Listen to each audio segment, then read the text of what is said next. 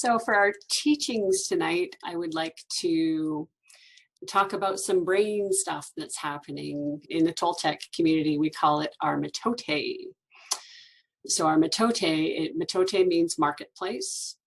So when you have 100 different windows open in your head and you've got a whole bunch of voices going on and trying to determine which one's yours, which one's not. It's like when you go to a market and you're hearing all these other people around you in your surroundings. This is actually happening up here. So we all know what that feels like. We navigate it as humans all the time. And the Toltecs call it our Mitote. So moving forward, when you hear the word Mitote, that's what we're talking about. It's our voices in our heads, those brain loops that we get in that we have such a hard time unhooking from. That usually connects with what's going on in our body and our emotions. When we're having more negative emotions, that's when our brain loops start happening and our Mitote kicks up. When we have an emotion or a trigger come up, we have ways to navigate those lines and figure out how we can calm our Mitote down or completely stop it altogether. We like to get curious instead of how we beat ourselves up and it's, why is this happening? And we get into that grr state. To undo that, we'd like to bring in curiosity. I wonder why that's coming up. Let's ask ourselves some questions. So whenever my Mitote comes up like that, the first thing I do is get really still and try to really tap in and ask myself, what is this about? And try to track it. And last week and the week before, we talked about unconscious agreements and agreements in general, conscious and unconscious. And this is the perfect place to ask yourself that question. Is there an agreement at the heart of what's happening up here? And is there maybe something that we're attached to that is making our Mitote get louder? And do I really believe this? And this is the one that I've been sitting with the most this week, personally. Do I really believe this? Because we know how much information is out there right now. And we know what's happening in the world and the energies that we're navigating on every single day. And sometimes even 5 minutes later, it's shifted again. Especially over the last 3 days. I don't know about you guys, but it was really dense and heavy for me. And I feel like I'm just coming out of the muck today. So it's interesting. Every day almost it's shifting. And so this, do I really believe this, is one of the sentences that I've been really sitting with this week. And also too, what is your truth right now might not have been your truth even a week ago. Even before the meditation, your truth might be different than the space that you're sitting in right now. Our jobs right now are to really stay fluid and always be checking in with our awareness. Where am I at right now? Am I believing what's happening right now? What is my truth in this moment? And this is how we navigate our Mitote and really be aware with what our brains are telling us in these moments. And then the last question is this important? Because goodness knows we love to distract ourselves with a whole bunch of things to take us off course, forget about our intent, what our focus is, what's going on in my brain really important, and does it deserve my attention at this time? Because we're always at choice. We are always at choice as what we're going to choose to put our focus in. Where are we going to put our energy? We're at choice. But we really have to have a handle on our Mitote to be able to make those choices.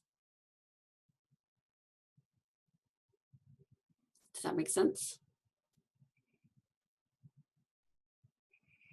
So for some of you who have been working with these teachings for a while, is there anything that kind of comes up for you as examples of brain loops that you're onto this week and how you're navigating them? What tools are you using?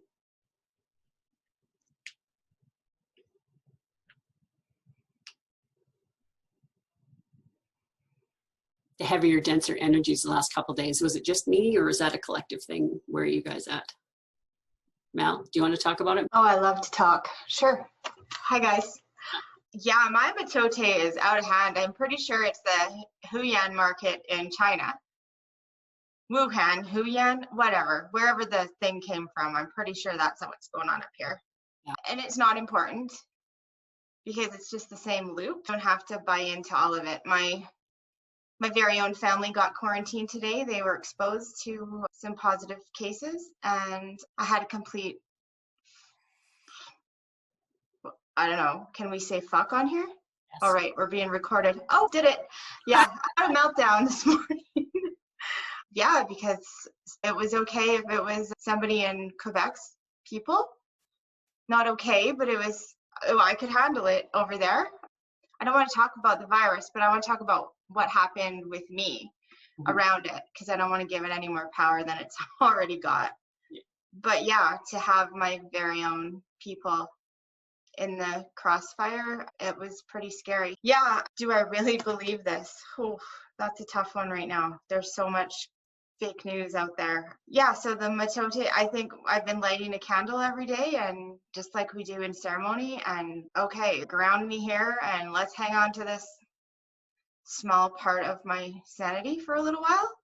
But overall, I think it's like giving up control. There's nothing you can do about it. You gotta, what's real in your brain and what's important. What is important? Not very many things are important anymore. Isn't it a great question? All the things that I thought were important don't really matter anymore. What do I really need?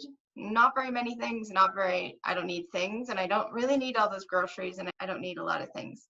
Mm-hmm. I do need this, and I do know that. So I'm grateful for all of you. And yeah, so that's me. Awesome. Thanks. Not saying bad words anymore on TV. We've just grown to expect it. It's just I hate to disappoint you, so here I am. Happy Thursday. Muting myself. Goodbye. Yay. Leanne?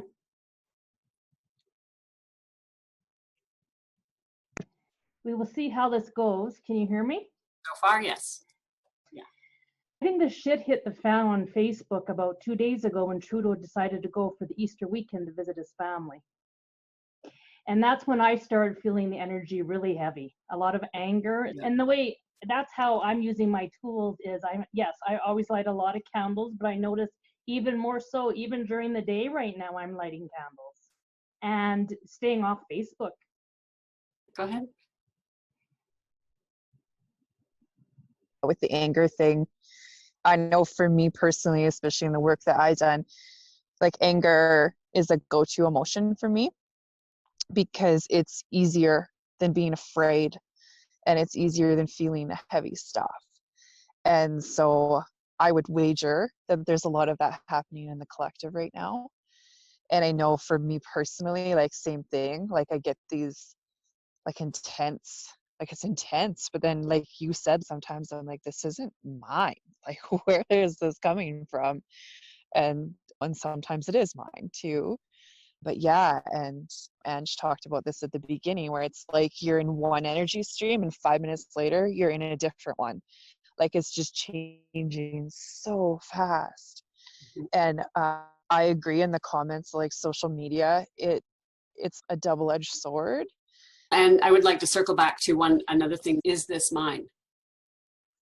That is huge, especially for those who have been working on their psychic development or are really starting to work in the third eye and crown chakras.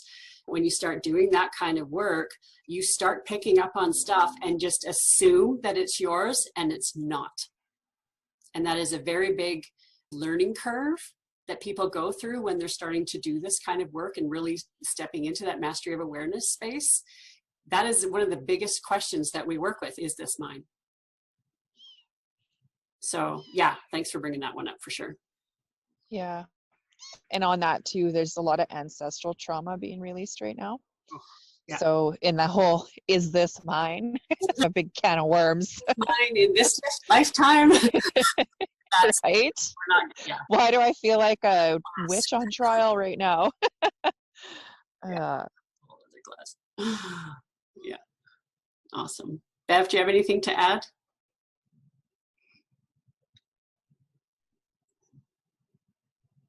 Yeah, the whole is it mine? I have learned over a year that none of it's mine.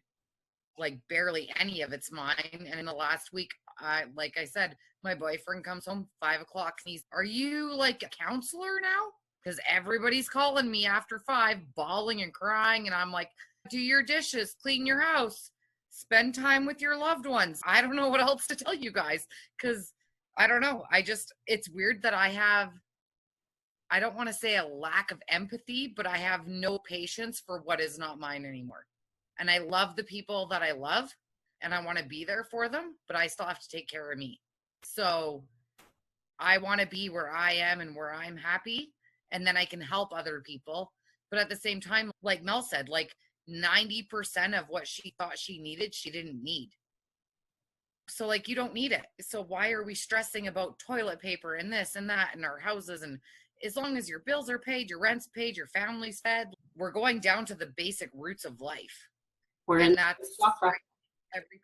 that's where I think this rebuild is: family roots, learning how to do what our grandparents did. Like, we were raised not knowing that stuff because we were raised with the internet and we were raised with help. And so I don't know, I'm not even gonna lie, like I said to you earlier, I'm fully enjoying this. Like, I have spent more time with my kid in 16 years, like, ever, because I was a single mom. So I've spent more time in the last month with my kid, and at the best time than I have ever. So I'm just embracing it, and I'm trying to help people that can't cope, because I get that side of it.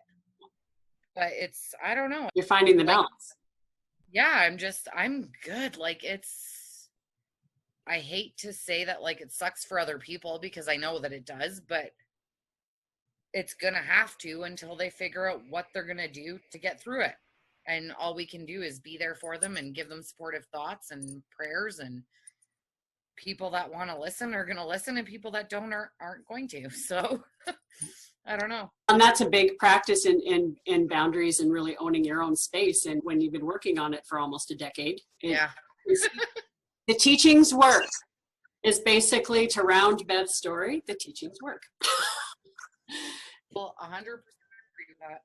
Yeah, and there is a process. There is a part along the way that, you know, part of the organic shift is that once you understand that, then there is a little bit of a guilt that you're feeling guilty that you are happy. And I'm sure there's a lot of people that are navigating this space easier than others, and there is some shame for them to say it. Yeah. You know, that's a piece too that not very many people are talking about. Some people are loving it. And it's hard to not feel guilty, but it's also hard to be like, the guilt is not ego. Yeah. Like, there's a separation between ego, guilt, and happiness. And that's all Mitote. Like, all of those, when you're trying to unravel that and figure out what is that agreement, why am I carrying shame around being happy? There's some mechanisms there. Yeah. So it's interesting times on both ends for the people who are suffering and the people that are being able to find that bliss in that space. There's Mitote in both spots. It never stops. That's part of being human, right? Yeah. And that's our goal, is to try to learn how to navigate that so that we do have smoothness and we do have fluidity in our life, and you can bounce back and forth. That's our goal.